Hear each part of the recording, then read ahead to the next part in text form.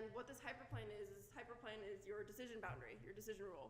And in high dimensional space, it's a hyperplane. Oftentimes, when you visualize this and look at it, it's just a line, because it's easy to make a 2D plot where you have, in 2D, you have points for each of your examples, and then you can draw a line that's separating them.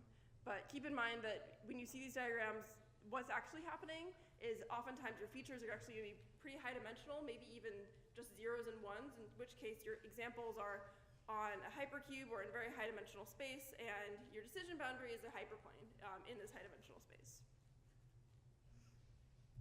So in your space of features, examples are points, and your weight vector is this separating hyperplane. So we can look at this simple two-dimensional case where, say you have two features. One is whether free appears in your email, and the other is whether money appears. And if free appears 5 times and money appears 0 times, then your point's going to be over here. And if it's money, money, money, and no free, then it's over here. And if you have free money, then it'll be somewhere over here. And then you have your weight vector right here. And what this weight vector looks like is it has a weight of 4 for free and a weight of 2 for money. So it's going to look something like this. And then it also has a bias term. And so what this bias term does is it shifts this weight vector to a different position, so that if you have, for example, a lot of examples that are ham and not a lot of examples that are spam, or the opposite, then you can account for this. So what the actual hyperplane looks like is this. And or in this case, it's a line. And it's a line in which the line f, such that f dotted with your weight vector is 0.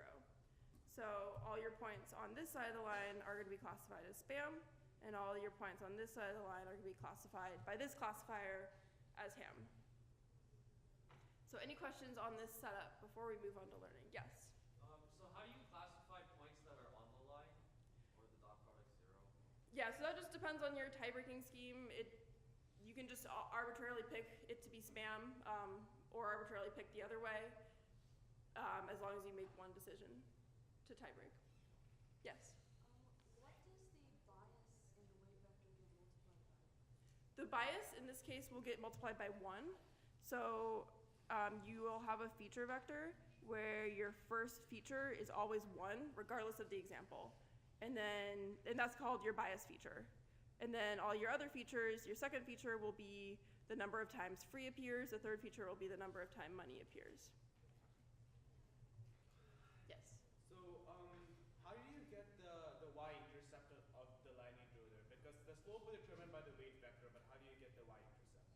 The y-intercept is exactly what's determined by your bias term right here.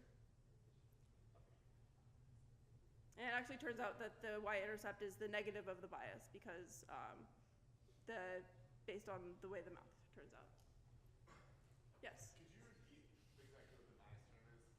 So the bias term is essentially, what it turns out to be is the threshold that you're comparing against.